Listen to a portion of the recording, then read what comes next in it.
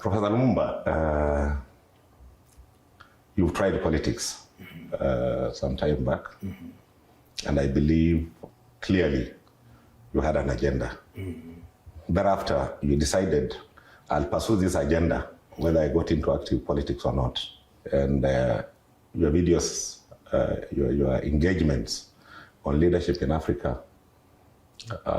has been watched and listened to by very many people. We are here in Kenya. This is the scene of crime, where the action is taking place. Yes. So Kibaki once said that leadership is a privilege to serve others. Correct. It is not an opportunity to satisfy personal greed. Yes. And looking at the regimes we have had from Kenyatta, President Moi, Kibaki, Uhuru Kenyatta, and now William Ruto, regime by regime, if you can, of course you have been there when all these regimes were there, you've been there. There are others, maybe you are still young, but you read about them deeply. You are a good student of history, despite the fact that you are a lawyer. If you can do an analysis for the viewer, so that maybe in the process of analyzing, the viewer can easily see where did we start losing it. You know, Cyrus, you are so right, and I can't agree with you more. That when President Mwai Kibaki spoke about leadership, he was right on target. Leadership is a place of honor and privilege. The very reason why we call our elected officials honorable is because we have honored them to serve. And when one looks at the different administrations that we have had since Kenya regained independence, you can see that in the very early days, leadership was sacrificial. The men and women who served in the first parliament from 1963, one can say, way up to 1965, if you look at the remuneration that they received, if you look at their lifestyles, if you look at their conviction and the laws that they enacted, they were interested in ensuring that the quality of people's lives was improved, whether it was health, whether it was in education, whether it was in agriculture, whether it was in the provision of infrastructure. Leadership was truly an opportunity to serve. Then some bugs started biting us. And historically, I always want to identify the place where the rain started beating us with the Ndegwa Commission, the Duncan Ndegwa Commission. As you remember, in those early days, when one was an active politician, you are not allowed to participate in business because the business of service is a full-time business. But then the Ndegwa Commission said that you could be a politician and participate in politics, or rather participate in business. And what then happened is that immediately people started getting into the political arena for the wrong reason. And that begins in earnest in the election after 1969. And it is obvious when you look at the different sectors of the economy. If you look at some of the richest families in this country, they are to be found in the banking sector.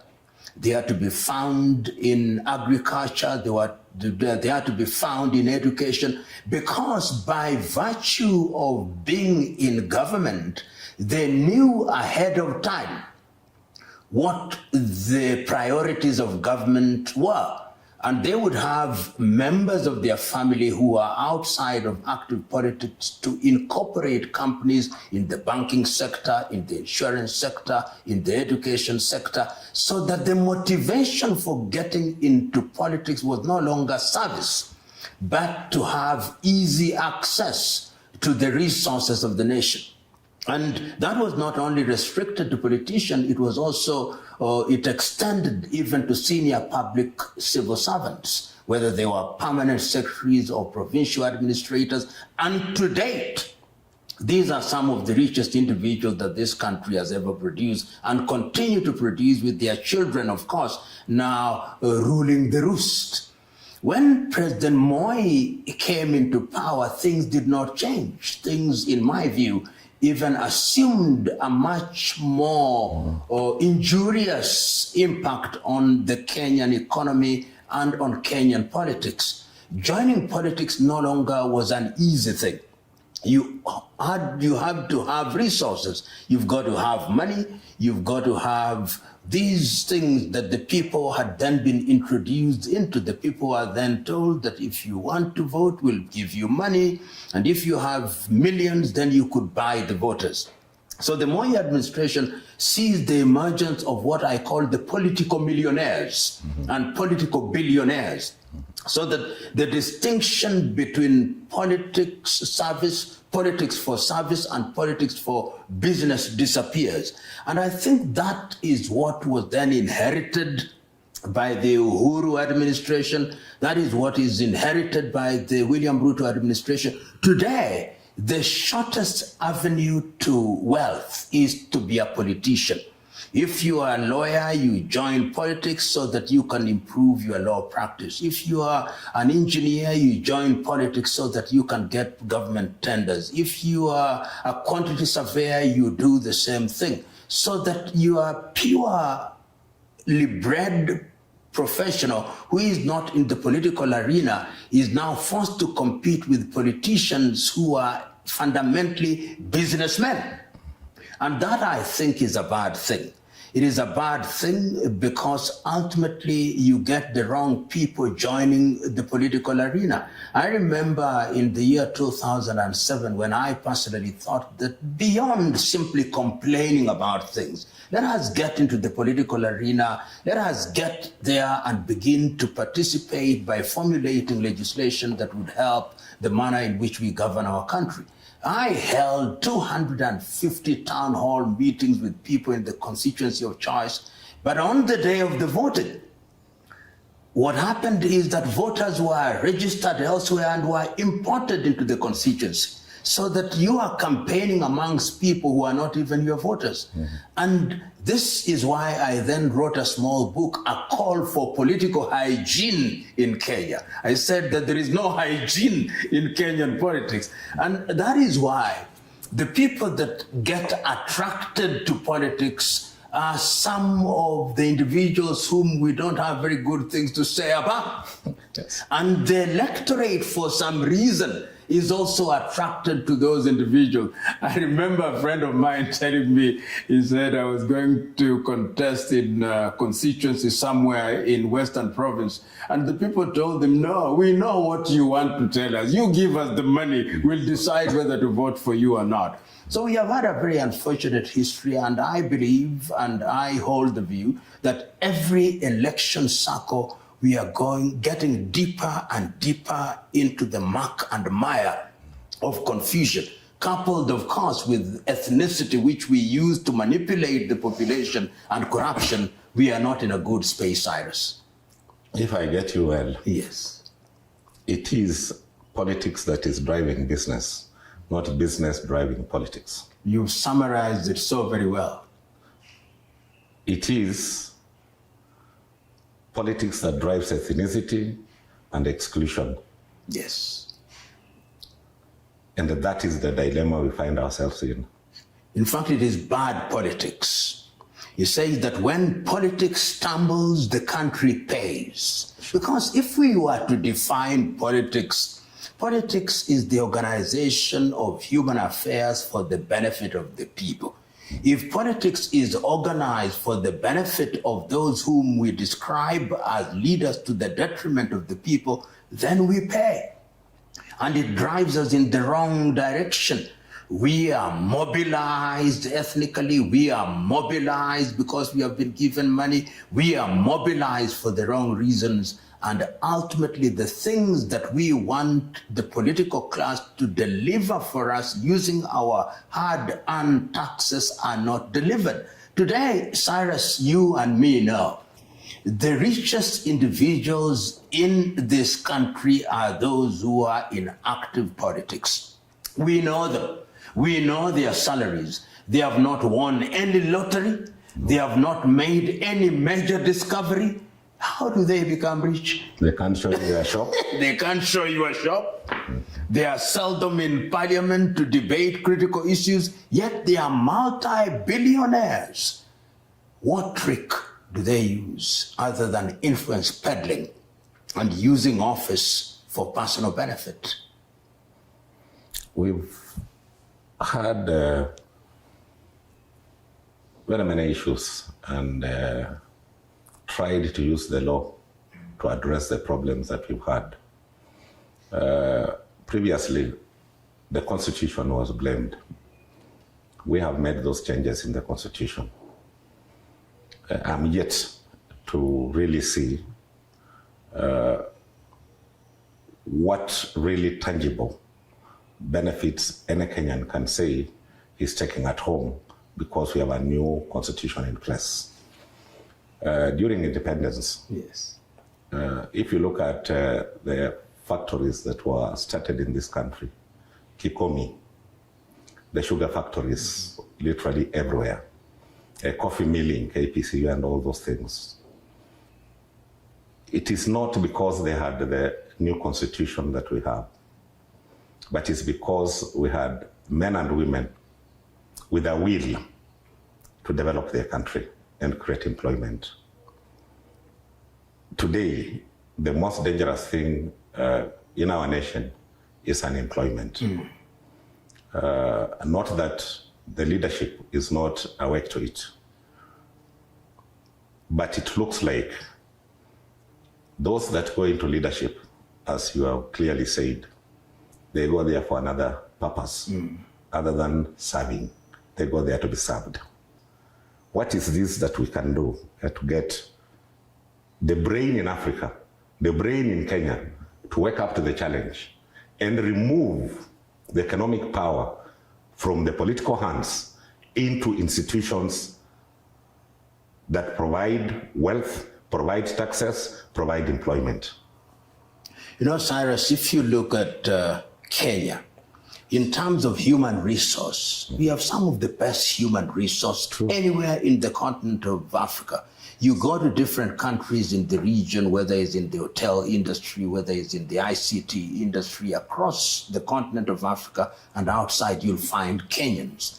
And you've given a very good summary. If you look at the area of agriculture, there was a time when we had the chain that took you from the factory to the farmer. And the cooperatives, and Kenya has one of the strongest cooperative movements in the continent of Africa and indeed in the world. If you go into floriculture, if you go into horticulture, you would find that Kenya was adding value in tea, in coffee, and those areas. And you've talked about the other resource, the natural resource, whether it's gold, whether it is cobalt, whether it's soda ash. We have all those within Kenya and, of course, the continent of Africa. But having resources without being resourceful is a totally different thing. You can have resources, but you are not resourceful. You can have cotton, but you still import second-hand clothing. You can have coffee, but you are still importing Nescafe from Nestle. You can have cows and milk, but you are still importing butter. You can have leather and you can't turn leather. You are still importing shoes from Italy. Yes. You can have timber and bamboo and you are still importing toothpicks from China. What is it that we must do? The environment must be enabling. You must have policies that allow for the formulation of laws, and you yourself were a government minister and legislator of long standing, and you know, when you create a favorable environment where business people can come, make money, utilize some for creating opportunities for young men and women, and then they take their money wherever they want to take it, then they will come. If you have an environment where there is a tax-friendly environment, if you tax people, and we are having this conversation at a time when quite a number of business people in Kenya are leaving. They are leaving because the cost of production has become too high. The cost of the thing that you need for purposes of production have become too high. The cost of electricity is too high. So Kenya is sending a message that what we are saying with our mouths is not what we are doing in the environment to enable. And I'll give you an example of a country which has, in my view, achieved major strides in the continent of Africa in the last 15 years, Mauritius. Today, every person, including in Kenya, wants to have an address in Port Louis. What did they do? They were in the sugar business. They had sugar factories. They said, we don't have comparative advantage in the production of sugar. We are going to be the financial mecca for the rest of Africa. Today, they are doing exactly that. And I believe that we must, in the nature of things, allow our environment, in the legal environment, dispute resolution environment, and factors of production must be affordable. The ease with which we move money must allow us to attract investors who also invest in the environment. Today, we are exporting labor. And the kind of labor that we are exporting, those who go there, who are attracted to Europe and America, in the IT sector, in the medical sector, we produce and then donate our final product. Then we are producing labor at a very low level, house helps to go to Kuwait or Saudi Arabia. Yet, if we organize ourselves properly within the continent of Africa, we can actually generate opportunities by value addition to the products you are talking about. Let us not export all the coffee we produce. Let us move from the market to the supermarket, from the farm to the supermarket. Let us create an enabling environment. And once we do that, then the people will know that we are ready to do business. During your lifetime and my lifetime, we have seen Dubai do what they are doing. We have seen Korea do what they are doing. In the more recent past, I don't want to talk about China. We have seen Vietnam after the war in 1975.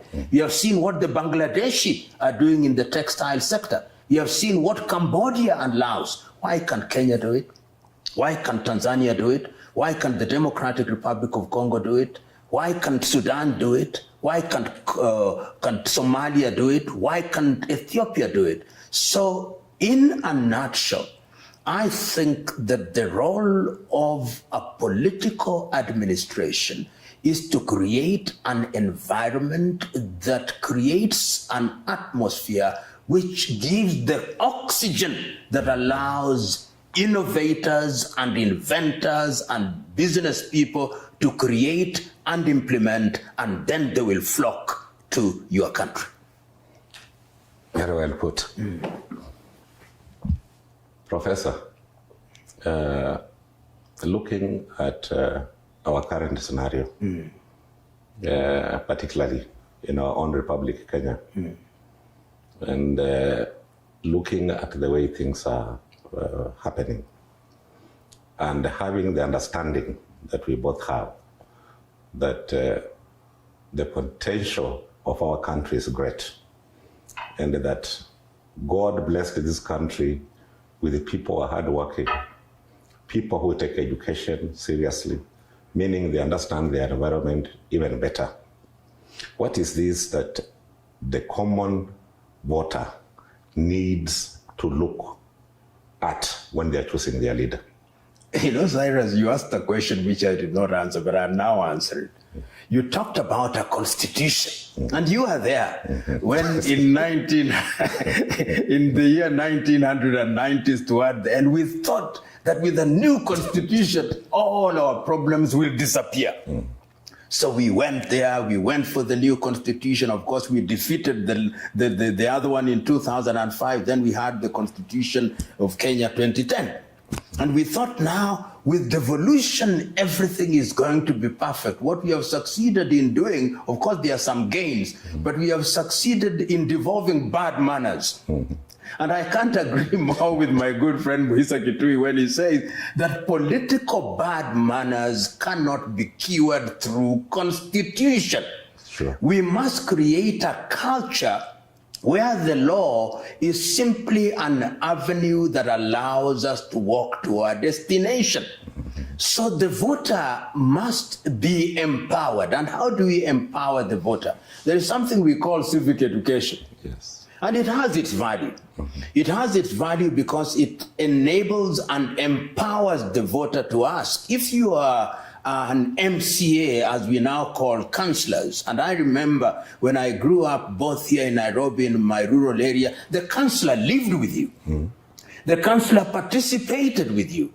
The councillor was the person who midwifed what needed to be done for the communities. And you can travel across Kenya and you can see the work that they undertook in a very diligent manner. So the voter must now begin to ask, this individual that I'm giving the honor and the privilege to serve, what is he or she going to do to ensure, number one, that if I earn 100 shillings, I will contribute a portion of it to do my roads, a portion of it to do my education, a portion of it to do with my health, a portion of it to create security, but the bulk of it is left to me to enjoy for purposes of self-development.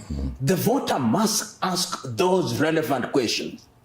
But as it is now, the Kenyan voter has almost surrendered to the situation by saying, we are sending him or her to the National Assembly, or him or her to the office of the president, or him or her to the devolved units, and we know that he or she will do nothing for us, and therefore let us milk him or her before he goes, then we'll milk him or her again after 5 years. We must change that.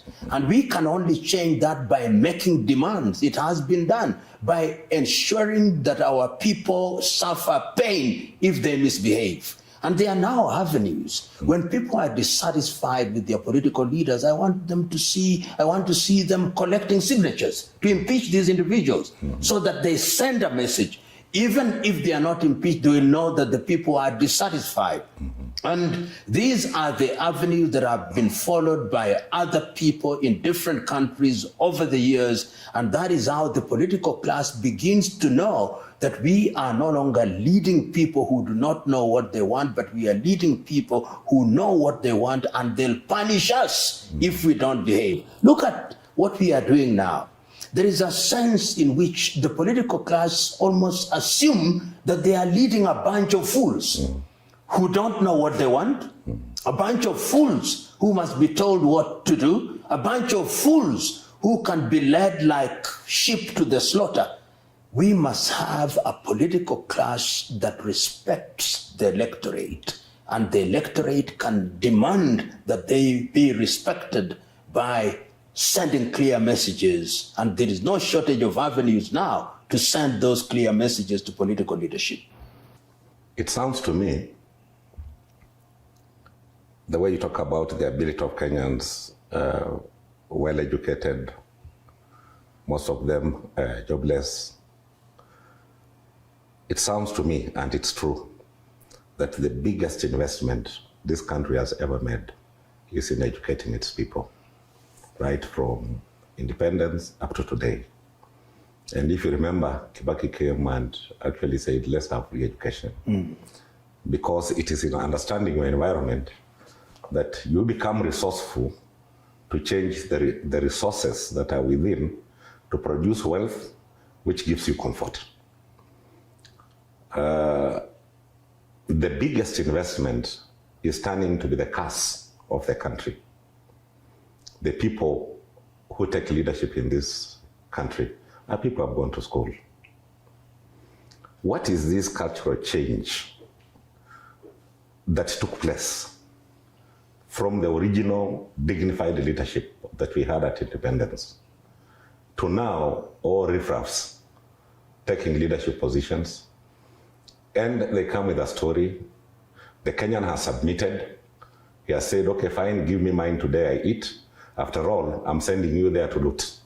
There is no one drug that we can prescribe to solve this problem. It must be a cocktail of drugs. Yes. I remember nearly 20 years ago, and you were there at that time, there was the Acumi Commission, Yes, that was put together to look at the terms and conditions of members of parliament. I appeared before it.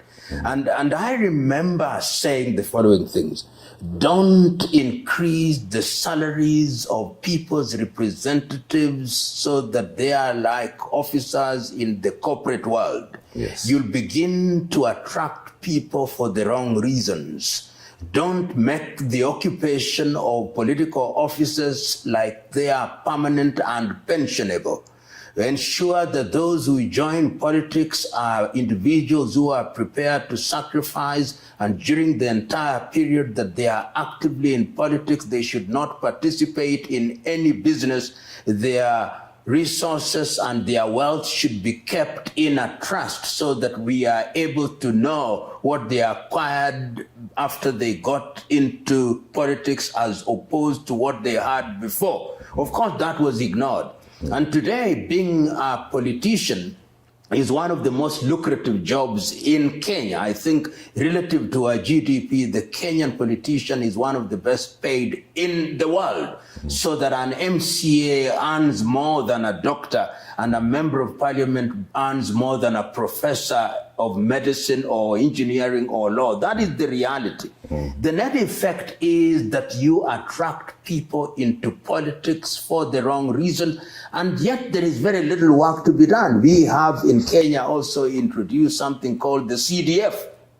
And if you go to the CDF, there are things that have been done, it's taxpayers' money. But if you are to examine each one of the constituencies, you'll discover that members of parliament have possibly incorporated 10 or 20 companies through their friends and relatives who are doing business with their constituencies or with their wards. And that in itself is part of the problem, which begs the question, how can we change this political culture?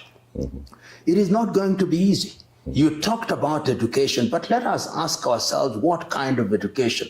A Nigerian musician called Fela Anikulapo Kuti once sang, "Teacher, don't teach me nonsense." Perhaps we have not been teaching people the thing that they ought to be taught. You've got to ask ourselves, when we take our young men and women to school in agriculture, what are we teaching them? In the early 70s and in the 1980s, when we had the Butula Institute of Agriculture, the Egerton University, the products of those institutions were world-class. The Utali College, world-class. The students who came from the polytechnics, world-class. Then we went into an era where we were dishing certificates. So that there is also something that has happened in Kenya, that we now have institutions of learning which have become certificate issuing institutions, and there is no content. That is not to take away the fact that they are very well educated Kenyans who are doing great job and are capable of doing great work. But there is no more dangerous thing in a country than to have a people who have acquired formal education without culture and without decency. This is what we need. Who defines a Kenyan? Who is a Kenyan? When we say, for example, in Kiswahili, najivunia kuwa Mkenya. Unajivunia kwa nini? Wewe ni nani? What are the taboos? What are the ideals that you stand for? And if you are a true Kenyan, what you stand for, they say, is the pursuit of material wealth. And we celebrate material wealth. In my view, one of the things that we must do as a people is to begin to punish those who engage in conduct that is harmful to the society. You have seen in the recent past, for example, what has been happening with people who are charged with corruption. All cases against them are withdrawn, which means that it's cool to be corrupt. It is cool to acquire wealth. It doesn't matter as long as you have it. And it's going to take leadership. And leadership comes from the top. The message from the top and the action from the top must be clear and unequivocal. samaki huoza kutoka kichwani. And if we don't solve that, it is the duty of a head of state of any country, including Kenya, to send a clear message that in my administration, if you are a thief, you will not serve under me. In my administration, if you have wealth whose source you cannot explain, you will not serve under me.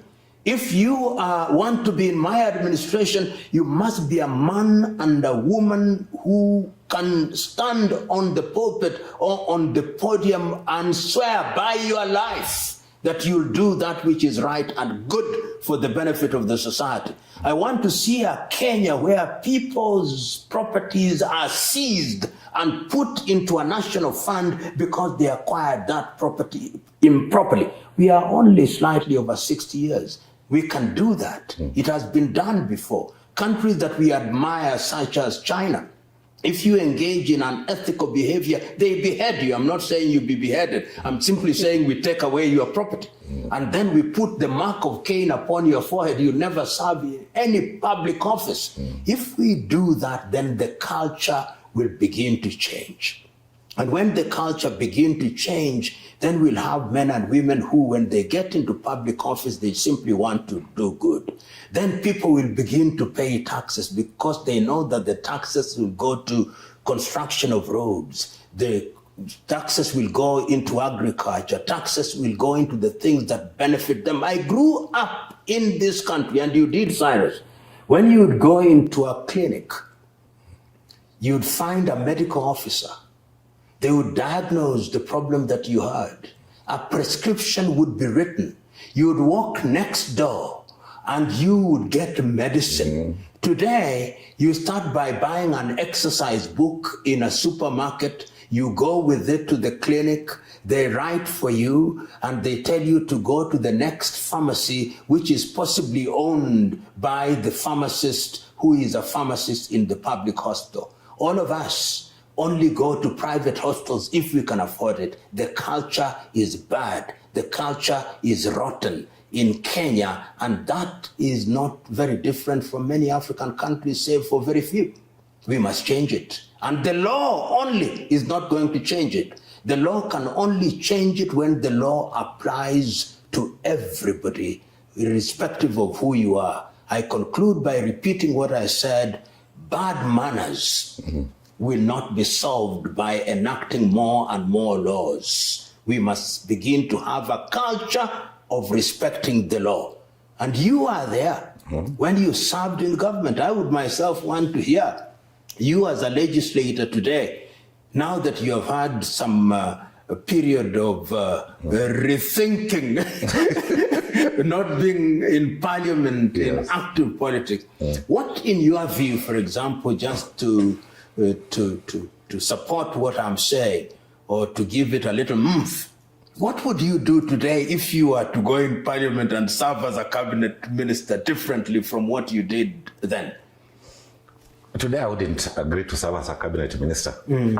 I would maybe have served as a cabinet minister in Kibaki's administration. First term, the first 5 years, because really that was a cabinet minister. Secondly, we didn't have the new constitution. But as you put it rightly, the fish starts rotting from the head. Kibaki was firm the first 5 years. And if you are involved in enemy's chief, you are asked to step aside. And there's an incident even where one of our friends was asked to step aside and he refused. It was Kiraitu. And Kibaki just announced, I've talked to Honorable Kiraitu Murungi and he has accepted to step aside. He hadn't agreed, but this is the president announcing. Yes. So the problem of Kenya, in my view, and I want really to agree with you, is the head.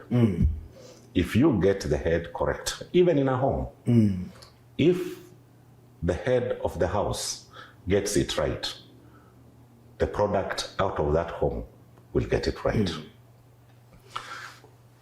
The change in the culture that has really entrenched itself, in 5 years, it did not exist just because the head did what was right.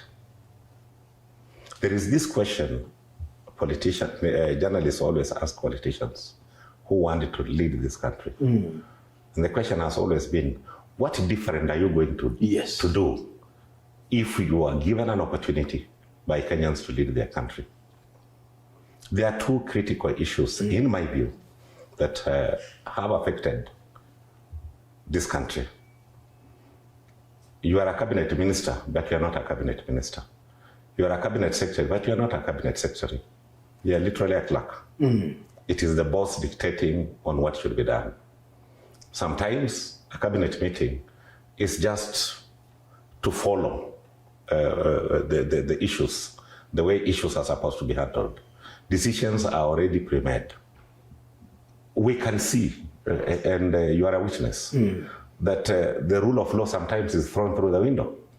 The culture has not changed. We have new wine in old wine skin. Yes. And I can't agree with you more that I think is the problem not only of Kenya but many African countries, that you have individuals in position of leadership whose vision is about the next elections, not the next generation. No. And one can begin to see it even here. Elections are 3 years away, and we're already talking about an election which is 3 years away.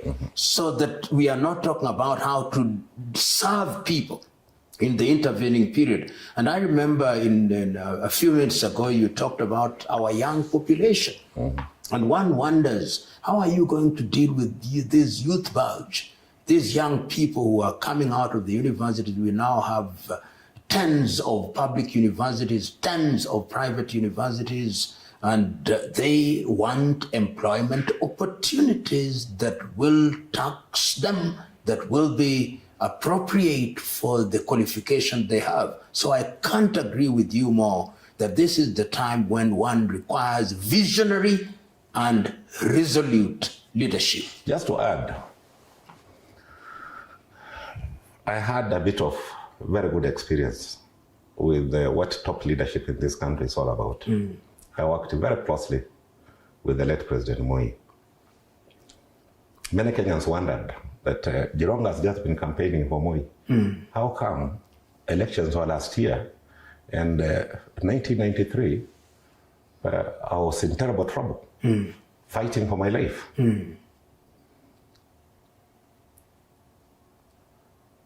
Governments are interesting in Africa. When you have a thief as the leader, and you innocently go to the thief and tell the thief, why is Lumumba stealing? And yet Lumumba is stealing on behalf of that leader. Yes. You land in a lot of trouble. There was an incident. Yes. I haven't talked about this openly before. I worked with Jim Choge. Jim Choge was a lawyer. Yes. But he was also a lawyer of the late Honorable Nicholas Biwott. Jim Choge came to my office and gave me documents. Those documents had details of where toxic waste was being dumped in Kenya. In my stupidity, I took those documents and went and confronted President Moi. And I told him, Mzee, I have information. The people in the Ministry of Energy, they are cheating Kenyans that they are looking for oil, but this is toxic waste that is being dumped in Northeastern and around that area. I've never been in trouble like that. Because I was asked, where did you get these documents? And if you don't say where you got these documents, it's the end of you. Where did you get these documents? So I said, Mzee, you said, we must always keep secret the source of our information. Yes. I have given you this document, you're the head of state. You have the machinery to find out whether it is true or not. So for me, I'm relying on you to verify and validate these documents. Because the person with the power to do it is yourself, not myself. And he made noise, ranted for almost 30 minutes. And the noise was loud enough until his security thought we are quarreling and that I'm not respecting the president. They were opening the door to check, is this young man fighting the head of state? Yeah. But then, all through, I just thought he's being unreasonable. Given him documents, he needs to find out. But then when I was leaving, is when my head opened up, because I was told, whatever we have discussed here, if I hear it out there, utajua. So I left. Then I said, what was I doing? Did I go to talk to whoever was dumping the toxic waste, that you are dumping toxic waste here? Because that appeared to be the reason. Because the way the whole information was received was so violent. As I crossed the gates of State House, it was 4 p.m. Gaylord Davedi, who was the permanent secretary, had just been posted into the Minister of Energy. He was quickly reshuffled. I heard it on radio. We had just been discussing. He left the office for a few minutes and came back to continue the forum. That little 2, 3, 4 minutes, he moved out. A reshuffle was done. Because it was believed Gaylord must have given me these documents. Yet I was given by Jim Choge. Then I woke up, Jim Choge having been the lawyer of the late Biwott. Biwott had given them those documents to bring to me and then go back and tell Moi we are naked. This boy knows too much about us. We must destroy him. So there is a lot of, I don't know how to call it. But that, to me, the experience you have talks about the significance of leadership and patriotism. Yes. And you know, the one... And the quality yes. of the people we put in office. Absolutely. The intent. Look at the cancer rate in the Republic of Kenya. Yes. And if you do that survey, it is heaviest from Meru side coming. When you go towards Coast, towards Western and Nyanza, the cases are not as many because the dumping was taking place in that direction. Now, you have leadership that has the capacity to convince Kenyans that I'm looking for an office to serve you, that so and so or the other leadership you had looks at me because of ABCD. But that is not the topic. The topic is, I'm looking for an office to eat your taxes. Yes. We need, as Kenyans, to start understanding that sometimes I've seen a serious war between Natembea and Wetangula. Oh, you're not doing this for us, you're not doing this for us. Sometimes these people have just to be there to survive. They don't have the power to do anything. And therefore, to me, the key is to get a right president. Somebody who understands inclusivity. There is a dangerous topic which I want you to comment on, which is emerging now. When you have a head of civil service saying, I came to this function because I'm an ILOT, that you are grouping Kenyans today as Nilots in power, the reason that is being given on why Raila had to be reached. And you are saying, what message are you sending? But I think I'm very clear. And one of the things that we must, as a country, fight against and fight vigorously is the grouping of people into ethnic cocoons. Thank you. This country can ill afford the misfortune of labeling people that one is in this or that office because of their ethnic background. Our ethnicity, our diversity is a resource which can be harnessed and harnessed in a powerful way. And I do not want somebody to point out that I am in this arrangement or that we are forming this political formulation because we belong to this ethnic grouping. That is the most dangerous avenue to take. That is the shortest avenue to chaos in any country, and it must be condemned and must be fought vigorously, and the tone must be consistent and unequivocal from the top. And if it is not, the top must be told in no uncertain terms that this country can ill afford. We have seen many countries right now. We see the conflict that is going on in Sudan is beginning to take those dimensions where people are being grouped into Dinka, into Darfurians, into Arabs, into Africans. That, as Nyerere used to say, katika karne ya 21, we cannot use ethnicity. He says is those who are politically bankrupt, who take refuge in identifying things from an ethnic standpoint. And such bankrupt politicians must be isolated, identified, and condemned. Professor, it hurts. The people doing this are people who have gone to school. It means the school did not go into them. Because you can go into school, but nothing happened. It's just like throwing stone into a bucket of water. After a short while, it dries out, but it doesn't change. But if school has gone through you, it's like a foam, and you put it there, and you can see that this individual has had the kind of education that enables to say, Cyrus Jirongo is going to be in this position because I am convinced that he is the best person to do it, not because he comes from my village. That village mentality. And not that he's a Bantu or he's a Nilot. How does that? It's so ridiculous that... You know, Cyrus, it doesn't make sense at all. When you are flying in Kenya Airways, do you ever ask the tribe of the pilot? You want a competent pilot. And that the nation, the Kenyan state, and indeed any African nation is like an aeroplane.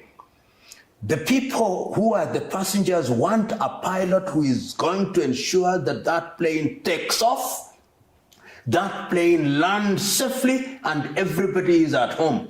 It doesn't matter, and I think, who is it who said it at one time? I think it is Deng Xiaoping in China, when they were moving into what has now made China the great economic power that it is, that we know that we have rats which we want to catch.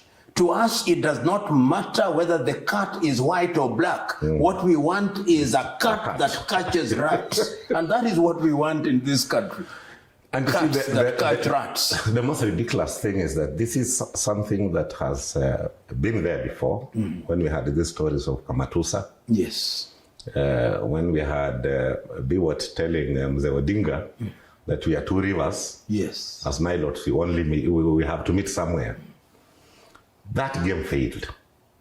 And you remember, that is one of my troubles, because when they talked about Nilotic alliance, I came up and said no, and then we form a Bantu alliance. Just look as stupid as they were. And then where do you get? Where do you get? When you begin to form alliances of this kind, which are not based on ideas, because I want to form an alliance with you because we have ideas on how to run the economy. Yes. We have ideas on how to run our education system. We have an idea of how to deal with health system. We have an idea of how to have a taxation regime. Those are... And that we are clear about that every Kenyan must inclusively participate in the development of his country. Without doubt. Any other alliance... Not that I get into position so that I feel it with Luyas. Or you get into a position, you feel it with the Luos from your village. What kind of stupidity is that? And that is the kind of stupidity. If there is a ghost which possesses us, which is of that kind, that is the ghost that requires to be exorcised, because it is a dangerous ghost. And we say this seriously, Cyrus. We have seen countries, when I look at Kenyans and a few countries which by grace have not degenerated into civil war or civil unrest, let us not for one moment imagine that we are immune. We are not. We are not immune. And I mean, saw it in 2007. 2008. Yes. And look at Sudan. Sudan regained their independence in 1956. And the Sudanese who are now in Khartoum you said when the war started about a year ago, that no battle has ever come to Khartoum. Today, for the last 1 year, no education, no economic activity in Sudan. And we must warn ourselves. We say in Kiswahili, when ukiona mwenzako akinyolewa, kichwa chako kitie maji. And how do we do it? We come together because ideas unite us and culture creates a diversity which we can celebrate. That is what will make Kenya a going concern for this generation and generations yet to be born. And anything else, we must fight and condemn. It has to be a clear decision, clear attitude by those that want to participate in leadership, that we are stronger as all communities in this country, every one of us contributing, every one of us playing their rightful role, and not that the only competent people come from the tribe of the president.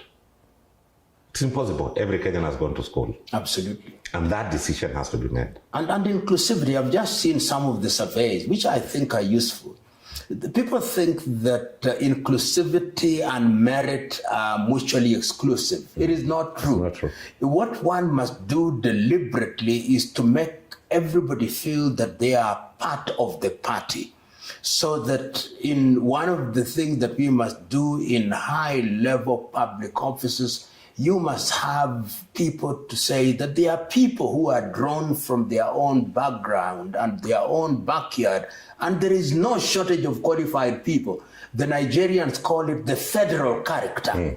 We call it here the national character. And it is called, if you go to countries in the Nordic countries, even in Sweden, where you have a Swedish population and a Finnish population, or you have the Laps, the Samis, you want to ensure that everybody feels that they are part of the decision-making process. And these things are very critical to the cohesion of the nation, to the understanding of the nation, to people beginning to feel they are part of the decision-making process and deliberate processes that must be made. If you are only comfortable with people who come from your village, then you had better go back to the village and be the village leader. and be the village headman. In that space, we can allow you to do your village thing. Yes. But when you come to the center, you must now know that the center brings together a diversity of ideas which must be harnessed for the national good. And that is true for Kenya and true for the continent of Africa. Otherwise, you are creating a recipe for disaster. We have dealt with the poor leadership and the choices we make as voters. There is a problem that has also dogged Africa for a long time. We had great leaders with great visions. The person you are named after, Patrice Lumumba, DRC, or Democratic Republic of Congo, will not be the same if the foundation was laid up by the ideas and the vision Patrick Lumumba had. We said Nyerere had failed economically, but Nyerere succeeded in leaving a united country. And Nyerere gave Tanzanians an identity. Kenya, we started off also very well. You remember Tom Mboya talking about African socialism. You remember Mzee Kenyatta talking about mimi ni Mkenya. Tuwe wa Kenya. Although later in life he lapsed into a Kiambu leader. What is eating the leadership in Africa? That we cannot develop our own identity, which we have. We don't need to develop it. We cannot retain our own identity. It's not a curse. There is a beautiful Kiswahili saying, jishinde ushinde. Mwachamila ni mtumwa is yet another Kiswahili saying. My own view is that we must be comfortable in our skin and comfortable in the way we do things and identify our interests. If you look at the leaders that you've mentioned, if it was Julius Kambarage Nyerere, he said, socialism and self-reliance. In other words, he was saying, I'm doing the thing that I'm doing because it is in harmony with our African traditional way of doing things, and we can refine it in a manner that sits well with contemporary economic agenda. When in Kenya we said in session of paper number 10 of 1965, African Socialism, we said we think this sits well with the way we want to do things. When in the Democratic Republic of Congo, then Patrice Emery Lumumba disagreed with Kasavubu, with Shombe, with Kalonji and everybody else and said, we are going to define what the Congolese want. When Seretse Khama said we want to use our resources for the people of Botswana, Nkrumah said we want to use our things for the benefit of the people of Ghana, and Nnamdi Azikiwe, the idea is you must know what you want. Once you know what you want, it helps you to choose the friends and the partners that you need to make you achieve what you want. Because the relationship between you and those friends is then of mutual benefit. And that is why in the non-aligned movement, they say, we'll neither look east nor west, we'll look forward. Yes. And they said, we are non-aligned but positively neutral. If we can get something which the Americans have, which is beneficial to it, we'll work with the Americans. If it is from the Russians, we'll work with the Russians. If it is the Chinese, we'll want to work with the Chinese. And to me, this is what successive generation of African leaders have failed to identify. What do we want? Because America, before they come to work with us, they know what they want. The British know what they want. The French know what they want. The Chinese know what they want. And they can explain it in a single sentence. Yes. Can we in Kenya say what we want? The Arabs in the recent past know what they want. Look at Qatar. Qatar has a population of no more than 500,000 Qataris, live around the 1.5 million who are from different worlds, and see their power in the world. What do they have that Nigeria does not have? They have the same oil. And look at the media house that they have in Al Jazeera. Look at their airline, which is now beginning to participate in the aviation industry in a very strong way. Look at Dubai, which was There were fishermen the other day. Fishermen just 30 years ago. Look at Kuwait. In other words, to answer the question that you pose, Africans must have self-esteem. We must define what we want. And once we have defined what we want, we must pursue it unapologetically. And we must also work together as a continent of Africa in order to strengthen ourselves. We must trade. Look at the East African region and look at the relationship between Uganda and Kenya in terms of trade, or Kenya and Tanzania, or Tanzania and Burundi and Rwanda. That is a market of 300 million people. So that if we were to make, for example, the economy to be the defining factor for our diplomacy, perhaps the most important diplomatic post economically would be Uganda or Tanzania, not the United Kingdom, for sure. Not France. No. And to me, that is what we must do. And that is why one of the things that I support and support very passionately is, number one, East African community. We start as East African community, West African community, SADC, Central African community, Maghreb. Then we come to the African Union. Then we begin to talk about a single currency. Perfect. Today, I'm in Kenya today, shilling, Ugandan shilling, Kenya shilling, Tanzania shilling, Amafaranga in Rwanda. You go to the Burundi, Amafaranga, and yet what we want, even with our own currencies, we are looking for the dollar more than anything else. And if we do that, the United States of America will begin to respect us. The way they respect the Qataris, the way they respect the Bahrainis. Right now, Mauritius is earning more respect in Africa than South Africa does. And Mauritius is a small island. And if you don't, and respect must be earned by what you do. So nobody cast us. We are just not doing the right things. Nobody cast us. It is we who are behaving improperly, and sometimes we even believe the things that we can do with our own hands. We think we must pray and fast. God gave us the divine instruction, go and subdue the world. He did not tell us to go fast and manna shall fall from heaven. He did not say that. Tell me. What do we want as Kenyans? An average Kenyan or many average Africans will tell you, I want good life. Then we must define good life. Yes. What is good life? Number one, you want shelter, decent shelter.